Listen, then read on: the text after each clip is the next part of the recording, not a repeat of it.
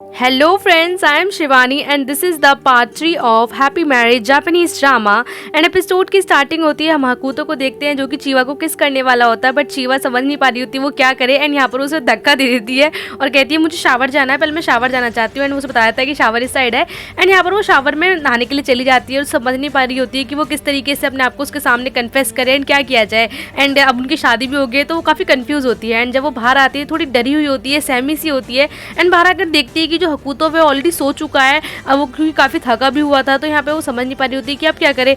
And यहाँ पर जब वो हकूतो को सोते हुए देखती है तो सोचती कि अरे यार इधर सो गया। एंड तभी उसका ध्यान जो है वो हकूतो के जो उसका एक रूम होता है उसमें यहाँ पर एक छोटी सी पिक होती है यानी फोटो होता है, उस फोटो को देखने लगती है। एंड जैसे ही उस फोटो को देख रही होती है तभी बुक्स गिर जाती है जिस वजह से उसका टावल भी गिर जाता है। एंड यहाँ पर उस टावल को जल्दी से वो अपने ऊपर बांधती है एंड हकूतो उसके पास आता है एंड जिसे कहती है वेट रुको रुको रुको। तक हकूतो कहता है कि प्रॉब्लम क्या है, तो वो कहती है पहले सफाई कर लेते ना, कितना गंदा हो रहा है। तो कहता है कि अगर तुम मेरे सामने होगी तो मैं सफाई में टाइम वेस्ट क्यों करूंगा। इस तरीके की बातें करता है जिसपे कि यहाँ पे चीवा कहती है तुम अच्छी बातें नहीं कर सकते क्या।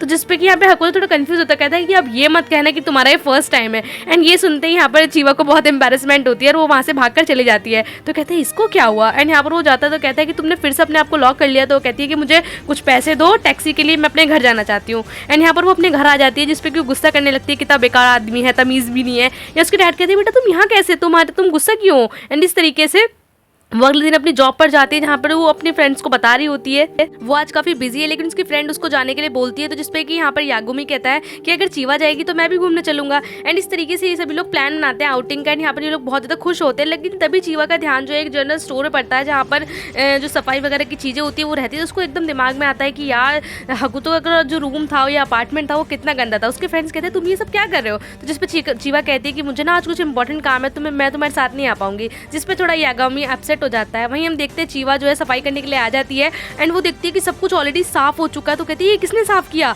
एंड हम तभी देखते हैं कि अंदर से जो है उसकी सेक्रेटरी निकल के आ रही होती है जिसका नाम सीमा होता है। एंड यहाँ पर कहती है कि वो सीमा बता रही होती है कि मैंने सारे में सफाई कर दी है। एंड यहाँ कहती है मिसेस आप कैसी हैं, मैं इनकी सेक्रेटरी हूँ, मेरा नाम सीमा है, आपके साथ मुझे मिलकर बहुत अच्छा लगा एंड मैंने सारे रूम की सफाई कर दी है। एंड यहाँ पर वो इस तरीके से बातें कर रही होती है जैसे कि एकदम एक वाइब करती है ना, उसे सारी चीज़ें पता होती हैं। जिसपे कि यहाँ पे चीवा को देखकर थोड़ा अनकंफर्टेबल फील होता है कि यार इसको सब कुछ पता है। एंड यहाँ पर वो कहती है कि मिसेस आप एक काम करिए, आज मेरे साथ अगर आप फ्री हैं तो आप मेरे साथ शॉपिंग करिए, मुझे सर के लिए कुछ शॉपिंग करनी है। एंड यहाँ पे चीवा कहती है ठीक है भाई मैं तुम्हारे साथ शॉपिंग पे चलूंगी। एंड यहाँ पर वो सारी चीज़ें रख रही होती है जो कि एक्चुअली में हकूतो को पसंद होती है। यहाँ पे जो वो पानी पीता है या फिर जो कप्स उसे पसंद है, इवनली जो ड्रेसेस उसे पसंद है, सब कुछ वही खरीदती है। तो यहाँ पर चीवा सोचती है कि यार ये कैसी लड़की है, इन दोनों के बीच में रिलेशनशिप क्या है। एंड यहाँ पूछ ही लेती है कि आप लोग कब से साथ हो। तो बताती है हम 7 साल से साथ है। तो 7 साल। एंड यहाँ पे तभी हम देखते हैं कि जो सीमा होती है उसे दिखाती है कि ड्रेस बहुत अच्छी लगेगी, अगर आप इसे पहनेंगे तो जो हमारे सीईओ है यानी हकूतो वो बहुत ज़्यादा खुश हो जाएगा। चीवा जो उस ड्रेस को पहन भी लेती है कि देखते हैं कि हकूतो किस तरीके से रिएक्ट करता है। एंड समझ नहीं पा रही होती है कि जब हकूतो आएगा तो वो कैसे रिएक्ट करेगी। एंड यहाँ पर वो समझ नहीं पा रही होती है कि उसे अपनी लाइफ को कैसे स्टार्ट करना है, क्या करना है क्या नहीं करना। लेकिन तभी वो जाकर देखती है कि तो हकूतो काफ़ी बिजी होता है, वो अपने कुछ बिजनेस का काम कर रहा होता है।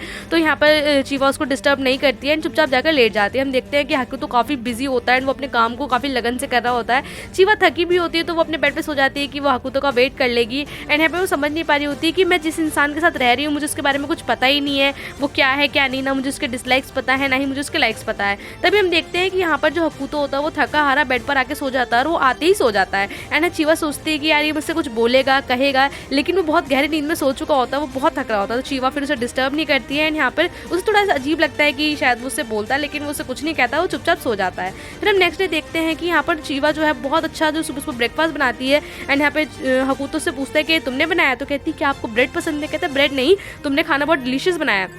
जिसपे चीवा कहती सच में। तो कहता है हाँ तुमने बहुत अच्छा खाना बनाया। एंड यहाँ पर वो उसको चाय भी देती है जिसपे कि यहाँ पर वो पूछती है क्या ये तुम्हारी मॉम है। तो जिसपे वो कहता है कि हाँ। एंड यहाँ पर वो उसकी मॉम के बारे में पूछती है तो जिसपे वो कहता है कि अपने काम से मतलब रखो, फालतू का इंटरफेयर मत करो। एंड ये सुनकर उसे थोड़ा अजीब लगता है। फिर हम देखते हैं कि सीमा यहाँ पर हकूतो को सारा का सारा जो है दिन का क्या क्या करना है क्या नहीं करना सब बताती है, जिसपे कि वो चला जाता है। एंड यहाँ पर वो कहता है कि क्या तुमने अभी तक अपनी जॉब नहीं छोड़ी एंड फटाफट से अपनी जॉब छोड़ दो और तुमने अब मुझसे शादी कर लिया तो तुम्हें पैसे कमाने की कोई जरूरत नहीं है। एंड यहाँ पर सारी के सारे एक्सपेंसेस सब कुछ तुम्हारा मैं देखूंगा। करूँगा। एंड चीवा सोचती है यार ये कैसा गुस्सैल है ना, मतलब मुझे कुछ भी नहीं करने देता। फिर हम देखते हैं यहाँ पर यागामी जो है वो चीवा से पूछ लेता है क्या तुम्हारी शादी हो चुकी है, जिस पर चीवा एकदम से डर जाती है, उसके हाथ से सामान गिर जाता है। तो कहती है नहीं नहीं मेरी कोई शादी नहीं हुई है एंड ऐसा कुछ भी नहीं है, क्योंकि उसे हकूतो ने मना करा होता है कि जब तक वो सबके सामने नहीं कह देगा तो यहाँ पर चीवा किसी को ना बताए। एंड यहाँ पर चीवा उसे मना करती है कि नहीं मेरी कोई शादी नहीं हुई, ये सिर्फ एक रूमर्स है। एंड यहाँ पर इस तरीके की बातें करने लगती है, जिससे कि यागामी को अच्छा लगता है कि चलो इसकी शादी नहीं हुई, क्योंकि यागामी कहीं ना कहीं चीवा को पसंद करता है, ये चीज़ें देख के पता चलती हैं।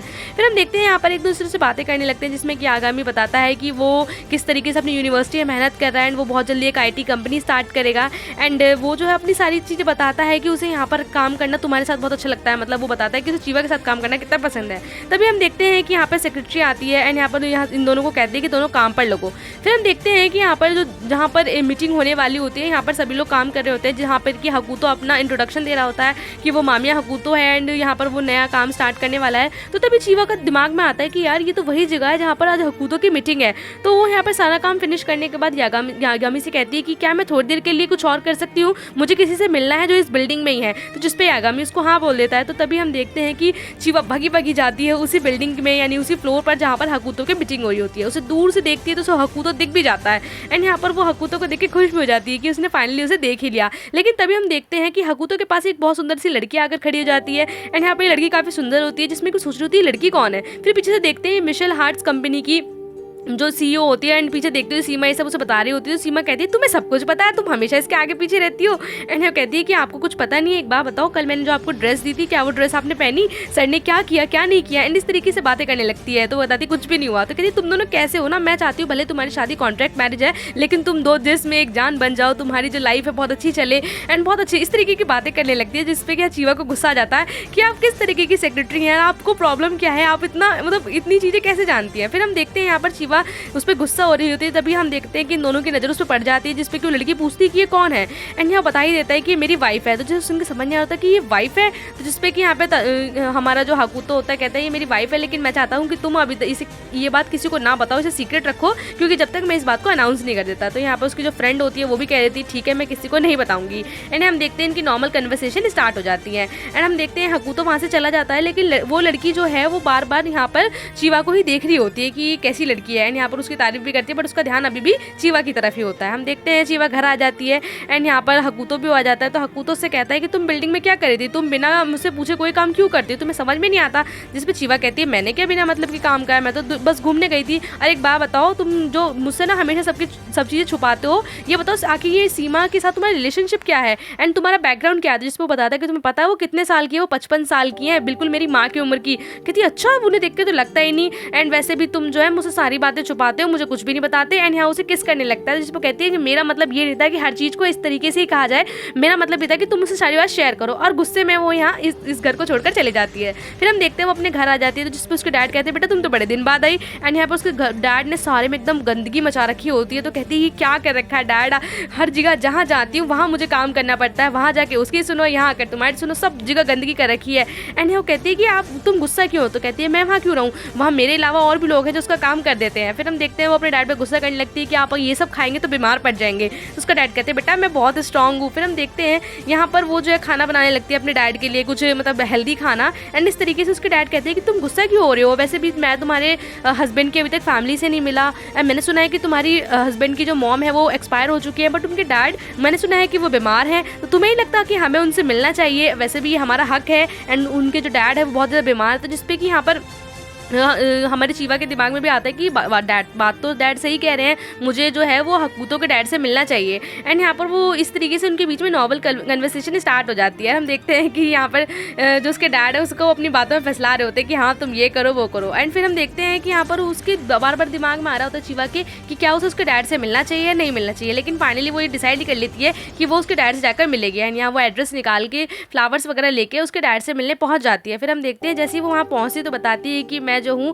हकूतो की होने वाली वाइफ हूँ एंड मैं आपसे मिलने आई हूँ। तो उसके डैड जो है उसे देख के काफ़ी खुश होते हैं और कहते हैं कि अच्छा मैंने तुम्हारे बारे में अपने अपने पापा यानी कि जो ग्रैंड फादर थे उनसे सुना था एंड तुमसे मिलकर बहुत अच्छा लगा, लेकिन मेरा लड़का तो काफ़ी कॉम्प्लिकेटेड है, उसने तुम्हें यहाँ कैसे आने दिया।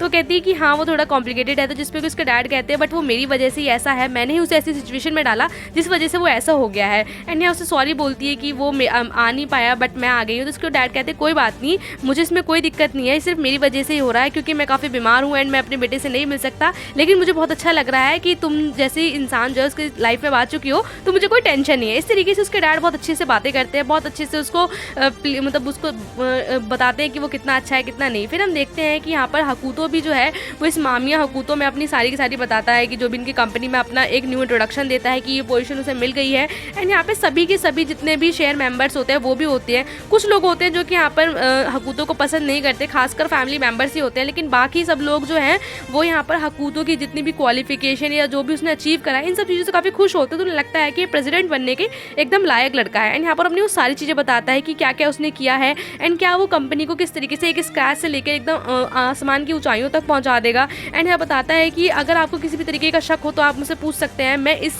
कंपनी को एक नया नाम देना चाहता हूँ एंड बढ़ाना चाहता हूँ। फिर हम दूसरी तरफ देखते हैं कि यहाँ पर चीवा जो है उसके डैड से मिलने के बाद उसकी मॉम के मेमोरियल पे भी जाती है। फिर हम देखते हैं कि वहाँ पर सीमा भी आती है उसकी मॉम के मेमोरियल पर फूल चढ़ाने के लिए। एंड यहाँ पर बताती है कि मैंने सुना है कि आप प्रेसिडेंट के फादर से मिलने गए थे, आपको पता है कि आपको वहाँ नहीं जाना चाहिए था क्योंकि प्रेसिडेंट ने आपसे मना किया है। जिस पर वो कहती है कि मैं मिलने में क्या बुराई है, वैसे भी उसके फादर है। तो कहती है हाँ उसके फादर है बट तुम्हें नहीं मिलना चाहिए था जब तक तुम्हें उसकी परमिशन ना मिल जाए। तो कहती है कि मैं अपने हस्बैंड के फादर से क्यों नहीं मिल सकती हूँ। तो कहती है कि ये आप अपने हस्बैंड से पूछें, अच्छा होगा कि आप उनके बिना मर्जी कुछ ना करें। एंड यहाँ पर उसे गुस्सा आ जाता है कि आपको सब कुछ पता रहता है, मुझे तो कुछ भी पता नहीं रहता है। एंड यहाँ बताती है कि देखो अच्छा रहेगा कि सब कुछ चीज़ें वो हों जो तुम्हारे हस्बैंड का। एंड यहाँ पर वो फ़ोन वापस करने लगती है। यहाँ वो गुस्सा करती है कि देखो तुम अपनी मर्जी से कुछ मत करो, मैं चाहती हूँ कि तुम प्रेसिडेंट घर जाओ और प्रेसिडेंट के लिए अच्छा अच्छा खाना बनाओ। एंड यहाँ पर उसे ऑर्डर दे देती है। हम देखते हैं कि इस ऑर्डर की वजह से यहाँ पर जो हमारी चीवा है वो ऑफिस में भी छुट्टी ले लेती है ये बोलकर कि वो बीमार है। तो ये सब चीज़ें यागामी देख के उसके लिए बहुत अच्छा अच्छा खाना बना कर लाता है।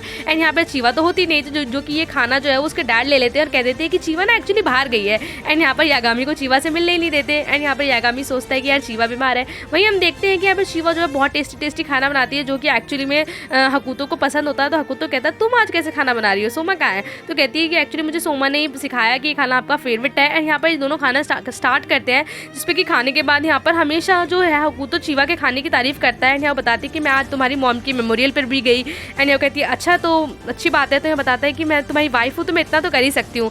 एंड ये पूछती है कि वैसे एक बात बताओगे कि तुम्हारी मॉम किस तरीके की पर्सन थी, जिसमें वो कहता है कि मेरी मॉम बिल्कुल तुम्हारी तरह थी। एंड यहाँ पर जैसे ही वो उस खाने को टेस्ट करता है तो कहता है कि खाना देखने में बहुत अच्छा लग रहा है एंड ऑफकोर्स तुमने बहुत अच्छा बनाया होगा। एंड वो कहती है कि हाँ मैं अच्छा बनाऊंगी। एंड यहाँ वो बातों बातों में कहती है वैसे तुम्हारी मॉम जिस तरीके से अच्छी थी तुम्हारे फादर भी बिल्कुल वैसे ही, तुम बिना बात में इतना स्ट्रिक्ट रहते हो, मुझे तुम्हें देख के बहुत अच्छा लगा। एंड वो कहती है कि बिल्कुल एकदम अच्छे से बात करी। एंड यहाँ पर जैसे हकूतो को पता चलता है कि चीवा जो उसके फादर से मिली वो गुस्सा हो जाता है कि तुम अपने काम से मतलब क्यों रखती हो, तुम्हें किसने कहा मिलने के लिए। तो वो कहती है कि मेरी तुमसे शादी हो चुकी है, मैं इतना तो कर ही सकती हूँ। तो जिस पर वो कहता है कि मेरे फादर इस लायक है ही नहीं। एंड यहाँ वो गुस्सा हो जाता है, कहता है कि खाना अच्छा था और मैं चाहता हूँ कि तुम मेरे फादर के सामने मेरी कोई बात ना करो एंड यहाँ पर ना ही उनसे मिलने जाओ। और वो इस गुस्से में जाकर एकदम से अंदर जाके बैठ जाता है। एंड यहाँ हम देखते हैं अपने काम में लग जाता है जिसपे कि चीवा समझ नहीं पा रही होती कि इसने खाना भी नहीं खाया, इतना नाराज क्यों हो गया। जिसमें कि वो उसके गेट के सामने कहती है कि अगर प्रॉब्लम क्या है, आखिर बात क्या है, तुम किस बात पर गुस्सा हो, कम से कम मुझे ठीक से बता दो कि आखिर बात क्या हुई है। जिसपे कि यहाँ पर हकूतो को बार बार आवाज़ लगा रही होती है। तो हकूतो बाहर आता है और कहता है कि मेरे डैड ने मेरी मॉम को जो है मतलब मेरी मॉम के मर्डरर है, उन्होंने मेरी मॉम को मारा है एंड मैं उन्हें कभी माफ़ नहीं करूँगा। इस तरीके से इस एपिसोड का एंड हो जाता है। And today shout out is goes to Santo MD. Thank you for watching. Bye.